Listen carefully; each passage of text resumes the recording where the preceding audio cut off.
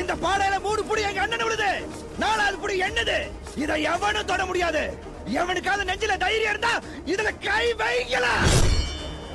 வெச்சவன் தலைய சீவி இதுலயே கடத்தி மாலைய போட்டுறேன்.